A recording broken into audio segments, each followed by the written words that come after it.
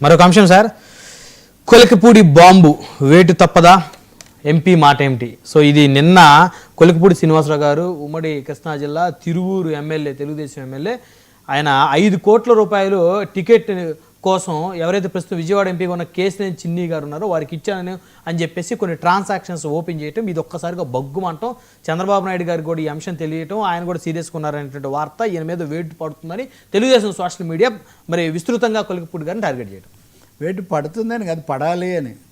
పడుతుంది చాలామంది అంటే 2 రకాల వాళ్ళు ఉంటారు. కానీ బట్ ఇంత మాట అన్న తర్వాత మన పార్టీ మన ప్రభుత్వాన్ని అదేనా అవును సార్ ఇబ్బందిలో పెట్టిన తర్వాత మేము ఎలా చూస్తాం, మీరు ఏదో ఒక చర్య తీసుకోవాలనేది. చంద్రబాబు నాయుడు దుబాయ్లో అక్కడ ఉన్నారు, ఆయన నేను వచ్చిన తర్వాత చూస్తాను మీరేమి.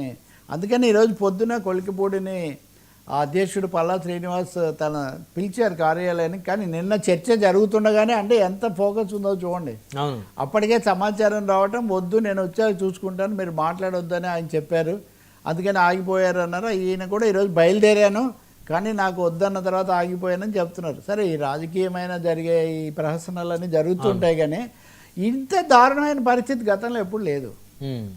ఎవరు ఎక్కువ ఎవరు తక్కువ, ఎవరు మంచి ఎవరు కాదు పక్కన పెడితే, ఒక అధికార పార్టీలో, అది కూడా కొత్తగా ప్రజలు చాలా పెద్దగా మెజార్టీతో గెలిపించిన పార్టీలో, ఒకే చోట ఒక ఎమ్మెల్యే ఎంపీ ఒకరినొకరు మీరు మాఫియా అంటే మీరు మాఫియా, మీరు డబ్బులు తీసుకున్నారు మీకు నేను ఇంత ఇచ్చానని ఈయనంటే, అసలు చిల్లర వ్యవహారాలు చేసేవాడిని కాదు, నేను నా జేబులోంచే డబ్బులు ఖర్చు పెడతాను కానీ కాదని ఇంకొకరు అంటే, ఇదే ఒక్కసారి ఊహించండి. ఇదే మాట ఏ బ్రహ్మనాయుడు అని ఉంటే, లేదు ఇంకొక ప్రతిపక్షానికి చెందిన ఇంకొకడు అని ఉంటే చీల్చి చెండాడేవాళ్ళు కదా వాడికి. అవును, అంతే కదా.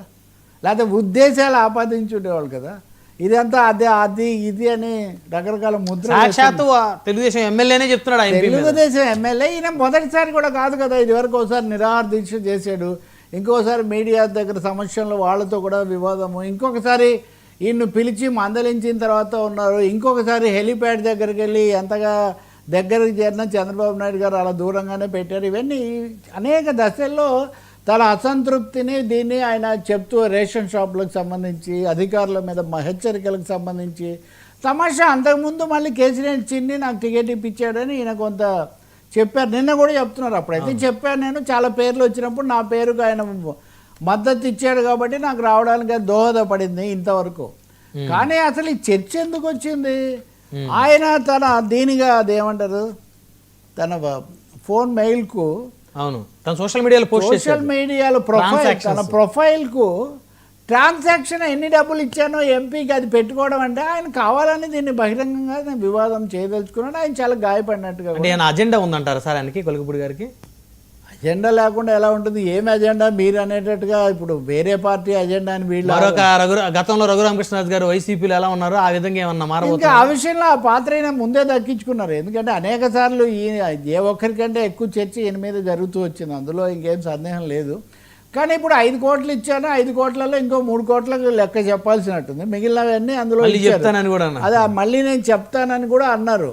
మళ్ళీ అడిగితేనేమో ఎమ్మెల్యేలు కూడా ఒక పార్లమెంట్ పరిధిలో కొంత ఖర్చు భరించాల్సి వస్తుంది, అందులో భాగముగా కూడా ఉండొచ్చు. అంటే ఏం చెప్పినా కానీ అంతకుముందు కూడా అధికార పదవులు అమ్ముకుంటున్నారు చిన్ని దగ్గర ఉండే మనుషులని కూడా ఆయన ఆరోపించారు. అంతకుముందు తెలుగుదేశం పార్టీ అధికార ప్రతినిధి ఇంకొక ఆయన ఇలా ఛానల్ డిస్కషన్లో పాల్గొంటూ అసలు దీన్ని రాజీనామా చేసి వెళ్ళిపోయి అవినీతి మీద పోరాడాలని ఉంది, పార్టీ పదవులు అమ్ముకుంటున్నారని అవే ఆరోపణలు కొలికపూడి చేస్తున్నారు. వీళ్ళిద్దరి మధ్య ఏంటనే విషయం పక్కన పెట్టి నాయుడు ఈ అంశం మీద చేయాల్సిన అవసరం లేదా? ఎవరైనా కోట్లు ఖర్చు పెట్టి పదవులు ఎందుకు కొనుక్కుంటున్నారు? తర్వాత మళ్ళీ దాని నుంచి ఆ మేరకు లాభం ఉంటేనే కదా. మరి అటువంటివి ఎందుకు అనుమతిస్తున్నారు? రెండోది స్పీకర్ శాసనసభ్యుడు బయట ఇవి చెప్తున్నారు అంటే, నేను ఈ విషయాలు చాలాసార్లు దృష్టికి తెచ్చినా ఫలితం లేదు కాబట్టి జిల్లా నాయకత్వాన్ని తెచ్చాను. పెద్ద నాయకుల దగ్గరికి వెళ్తే చంద్రబాబు లాంటి వాళ్ళు బిజీగా ఉంటారు కాబట్టి మనం కూడా ఒత్తిడి పెట్టలేక వెనక్కు రావాల్సి వస్తుంది. నేను చాలాసార్లు దృష్టికి తెచ్చాను. అంటే ఇటువంటివి జరుగుతున్నాయని మీకు ఫిర్యాదులు వస్తున్నా కానీ మీరు ఉపేక్షిస్తున్నారు. ఈ విషయాలు మీ శాసనసభ్యుడు బహిరంగంగా చెప్తున్నారు. దీని గురించి ఏం ఆలోచిస్తారు? ఇప్పుడు నేను వచ్చిన తర్వాత మాట్లాడతానంటే, మీరు గతంలో 3 సార్లు 4 సార్లు వివాదాలు వచ్చినప్పుడు లోపల సర్దుబాటు చేశారు.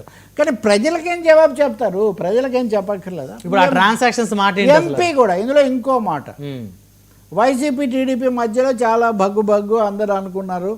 కానీ ఇప్పుడు ఎంపీకి డబ్బులు ఇచ్చింది వైసీపీకి, జగన్కు విధేయంగా ఉండే పోలీస్ అధికారి, ఆయన దగ్గర అప్పే అనుకోండి ఎవరు ఊహించారు కదా.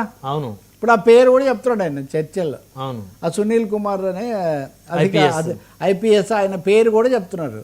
అలాగే రాజ్ కసిరెడ్డి అనే ఆయన ఇద్దరికి మధ్యలో ఉన్నాడు. ఉమ్. ఆయనే కదా లిక్కర్ రాజ్ కసిరెడ్డికి, చిన్ని గారికి లావాదేవీలు ఉన్నాయని కూడా మాట్లాడుతున్నాడు. ఆయన పేరు ఈయన చెప్తున్నాడు. ఇప్పటికే లిక్కర్ కుంభకోణం ఒకటి నడుస్తుంది. జనార్దన్ రావు ఏమో తెలుగుదేశం తరఫున ఇక్కడ ఉండి అవును, ఆయన కాదు జోగి రమేష్ అని మీరు అంటున్నారు. అంటే ఒక అవినీతి శక్తులు, మధ్య దళారులు రెండు పార్టీలతో సమానంగా సంబంధాలు నేర్పుతూ వాతావరణాన్ని కలుషితం చేస్తున్నారు. అదైతే వారి స్వలాభం, అదే స్వలాభం, అది కనిపిస్తుంది కదా. ఇంకా ఏమంటున్నారు, ఈయన అసలు వ్యాపారవేత్త అని అడిగాడు మీలాగే ఆ చర్చ చేసే మిత్రుడు. కేసీఆర్ నాని ఎన్నో వ్యాపారాలు, ఎంతో డబ్బులున్న వ్యక్తి కదా, ఇంత చిన్నవాటిగా ఆయన ఎందుకంటే ఏం వ్యాపారాలు, ఆయన పేకాట ఆడిస్తాడు. ఢిల్లీలో, తిరువూరులో కృష్ణా జిల్లాలో పేకాట ఆడించడం తప్ప ఇంకోటి, అంటే తీవ్రమైన ఆరోపణలు. సో నేను చెప్పేది ఏంటంటే మీరు పార్టీలో ఎలా సర్దుకుంటారనే విషయం ఒకటైతే, అంతకంటే ముఖ్యంగా ప్రజలకు ఎన్నుకున్న వాళ్లకు అలా గతంలో జరిగిన వాటి మీద మీరు చర్యలు తీసుకుంటున్నప్పుడు ఇప్పుడు జరుగుతున్న వాటి మీద ఏం చర్యలు తీసుకుంటారు? ఇప్పుడు పిఠాపురంలో పేకాట పంచాయతీ కదా, ఇప్పుడు ఇక్కడ కృష్ణా జిల్లాలో పేకాట గురించి ఇంత బహిరంగంగా శాసనసభ్యుడు చెప్తుంటే నేను చిల్లర పంచాయతీలపై ఎవరిది? రేపల్లెలో కూడా చాలా ఆరోపణలు వచ్చినాయి చాలా చోట్ల. ఇప్పుడు కోస్తా జిల్లాలో మరీ ముఖ్యంగా ఇది ఒక పెద్ద సమస్యగా ఉంది. మరి దీని మీద బహిరంగ ఏమేమి, ఇప్పుడు మీరు అదే కదా కందుకూరు ఘటనలో కూడా ఎవరు ఎక్కువ తక్కువ పక్కన పెడితే ప్రజా జీవితానికి సంబంధించి ప్రశాంతతకు భద్రతకు ఏర్పడుతున్న ముప్పు గురించి ఎవరైనా చెప్తారు?